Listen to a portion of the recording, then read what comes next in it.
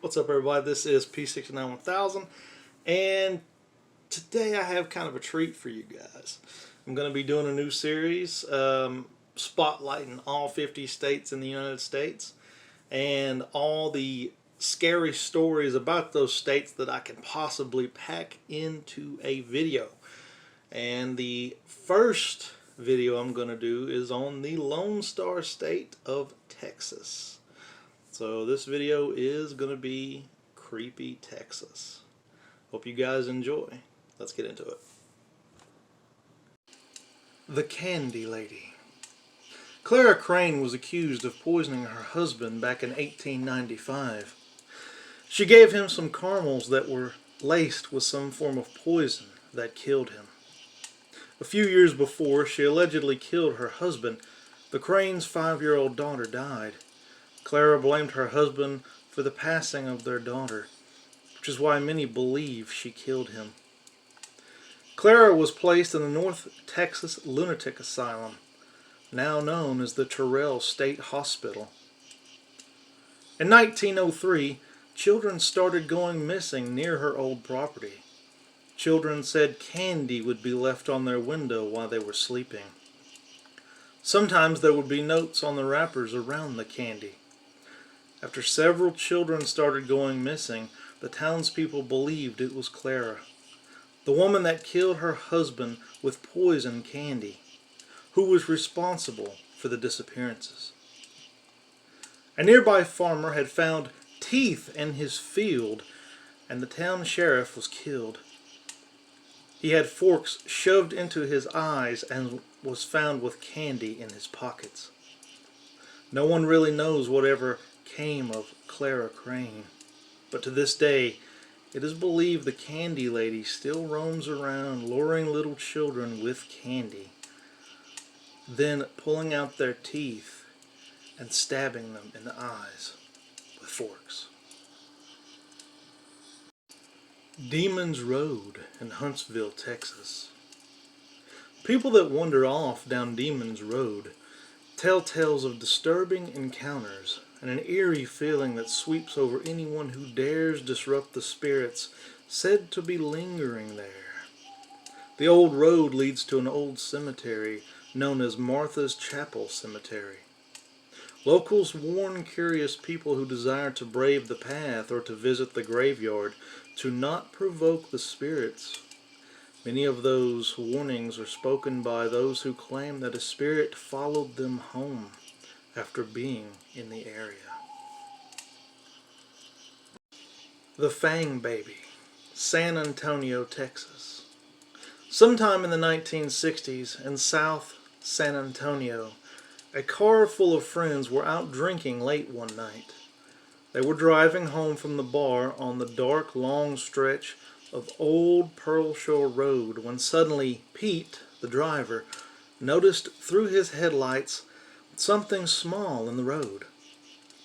For a split second, he saw what he thought was a toddler, maybe about 2 or 3 years old. The child looked as if it were hurt. He had blood on his mouth, was wearing a small white shirt and a diaper. Pete swerved to avoid it. The white Impala nearly flipped as it ended up in the brush just past the shoulder of the road. All three had grown up together on the south side of San Antonio, all in their early 20s. As the friends sat in the car recovering from the near accident, the dust settled. "Hey, what was that in the road, man?" asked Jane. "I saw a baby, man," insisted Eddie. "Wasn't no baby, man," growled Pete as he got out of the car to assess the damage. "No, man, we saw a baby." "You think you saw a baby? Well then, you get out and look. But me and this car, we're going to the house," said Pete as he shifted the car into drive and headed off into the moonlight. Later that morning, Pete had been thinking about what he saw just a few hours before. Was it a baby, he thought? Bothered by the thought, Pete decided to go back and investigate. He packed a 6-pack in the cooler and headed back out to the old Pearsall Road. Suddenly, a tire went flat. Pete cursed as he pulled off the road into the brush. Upon exiting the vehicle, he peered at every tire. The right tire was the culprit. He opened the trunk of the Impala, retrieving the spare to replace the flat. The tire was so badly damaged, he didn't notice the 2 small puncture marks on the side. After a while, the task was finished. Pete opened the doors of the car to air it out and crawled into the back seat, retrieving an ice-cold Lone Star beer from the blue cooler. After he cracked one open and started to drink, he slowly began to drift off to sweet dreams. Suddenly, Pete awoke to a sharp pain in his neck. To his horror, he saw a toddler standing over him in his lap. Mouth bloody, shirt bloody. The baby had 2 long upper fangs that rested over his bottom lip. Sometimes, Pete's sister Mary says that he occasionally visits her in her dreams asking for prayers and warning her not to travel down Old Pearsall Road after dark. The Haunted Chinese Cemetery, San Antonio, Texas. If you ever find yourself in the south side of San Antonio, driving down the lonely street of South Zarzamora, keep your eyes wide open for a small cemetery, virtually forgotten by time. This cemetery is the Chinese graveyard, also known as the Lama China Cemetery, and the Guzman Burial Ground. Legend has it that if you drive to the cemetery at night, parking just near the front, with your car completely shut off and windows rolled down, you may have a paranormal experience. Supposedly, if you flash your lights off and on 5 times, voices will begin coming from beyond, and some have even seen a tall white apparition floating through the grounds. The tiny Chinese graveyard is located at 10445 South Zarzamora Street in San Antonio. This secret cemetery is hard to spot from the road, but near the front gate stands a white cross, seemingly acting as a calling card. But this is not the case, as the sign posted among the trees and the gate clearly say, "Private property, keep out," and many believe you should heed this warning. Summit Elementary School, Amarillo, Texas. Summit Elementary School was open in this location until 1972. The building, which is at the top of a hill on the top of the Northwest 11th Avenue, is said to be haunted for a number of different reasons. A janitor who killed students and stuck them in the boiler, racially motivated murders that took place in the school, and murdered prostitutes hidden in the walls are just a few of the urban legends surrounding the building. People say that if you are brave enough to visit the elementary school at night, your car may do strange things. The swings will move by themselves, and you might even hear voices coming from the walls. The Screaming Bridge, Arlington, Texas.